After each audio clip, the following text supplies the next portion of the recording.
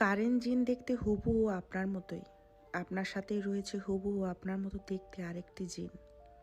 আজকে আমি আপনাদের সাথে যে ঘটনাটা শেয়ার করব তা আমি আমার এলাকার একজন হুজুরের কাছ থেকে শুনেছি। তো বেশি কথা না বাড়িয়ে আমি সরাসরি মূল ঘটনায় চলে যাচ্ছি।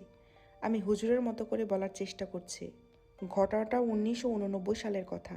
তখন আমি সদ্য একটা মসজিদের খাদেম হয়েছি। আমি ময়মনসিংহের কোন একটা গ্রামের মসজিদের খাদেম অর্থাৎ মুয়াজ্জেম। আমি নতুন জায়গায় নতুন কাজ বলতে গেলে নিজেকে তখন এতটা গুছিয়ে নিতে পারিনি। প্রথমে বেশ কিছু সমস্যা হলেও পরবর্তীতে আমি দক্ষ হয়ে উঠি। দিনকাল ঠিকঠাকই চলছিল। এক সন্ধ্যায় আমি মসজিদের মাইকে মাগরিবের আজান দিয়ে মসজিদে বসে আছি।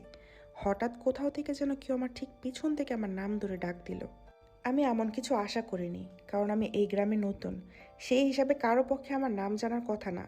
কিছুটা অবাক হয়ে পিছনে তাকিয়ে দেখি একজন চাদর মোড়ানো বয়স্ক লোক দাঁড়িয়ে আছে। আমি তাকে কিছু জিজ্ঞেস করার আগেই মসজিদের মুসল্লিরা আসতে শুরু করে।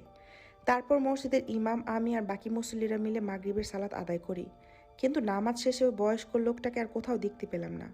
ওই দিন আর কিছু ঘটেনি। ঘটনার বহিঃপ্রকাশ ঘটে তার পরের রাতে। মসজিদের পিছনে থাকা ঘরে বসে আমি হাদিসের বই পড়ছিলাম। তখন হঠাৎ ঘরের বাইরে থেকে একজন আমার নাম ধরে ডাকতে থাকে।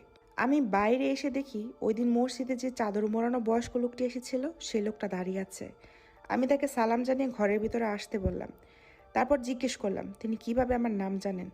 লোকটি আমাকে অবাক করে দিয়ে বলল, আমি তোমার সম্পর্কে সব জানি। আমি এসেছি তোমাকে একটা কাজ দিতে।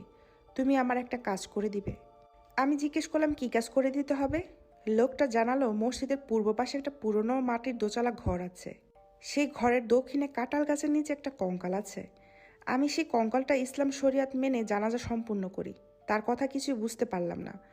হঠাৎ ফজরের আজানের শব্দ শুনতে পাই। ভালো করে শোনার চেষ্টা করতে গিয়ে দেখি লোকটা কোথায় যেন গায়েব হয়ে গেছে। মাথায় কিছুই ঢুকছিল না। ভাবলাম স্বপ্ন দেখেছি, কিন্তু সন্দেহ হচ্ছিল স্বপ্ন নাকি বাস্তব। সকালে মসজিদের পূর্ব পাশে জঙ্গলে গিয়ে দেখি সত্যি একটা পুরাতন মাটির দোতলা ঘর আছে, তবে তা অনেক পুরাতন। আমি কাঁঠাল গাছটার নিচে গিয়ে কিছু আন্দাজ করি।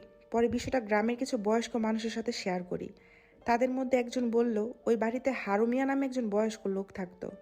তার সন্তান ছিল না, স্ত্রী অনেক আগে গত হয়ে গেছে। হারুমিয়ার অনেক অর্থ সম্পদ ছিল, যাকে এক রাতে কে বা কারা নৃশংসভাবে শেষ করে তার দেহ ঘুম করে দিয়েছিল। সে দেহ আর খুঁজে পাওয়া যায়নি। সবকিছু শোনার পর হুজুর সিদ্ধান্ত নেন কাঁঠাল গাছের নিচে মাটি খুঁড়ে দেখবেন। ঠিক সেই মতোই কাজ করেন। সেখান থেকে একটা পুরাতন কঙ্কাল উদ্ধার করা হয় এবং তা ইসলাম শরিয়াত মেনে জানাজা দেওয়া হয়। ওই রাতে হুজুর স্বপ্ন দেখেন সেই চাদর মোড়ানো বয়স্ক লোকটি তাকে ধন্যবাদ জানাচ্ছে। হুজুর তাকে তার পরিচয় জিজ্ঞেস করলে লোকটা বলে, তুমি আজকে যে কঙ্কালটা উদ্ধার করেছো সেটা আমার দেহের কঙ্কাল, আর আমি সেই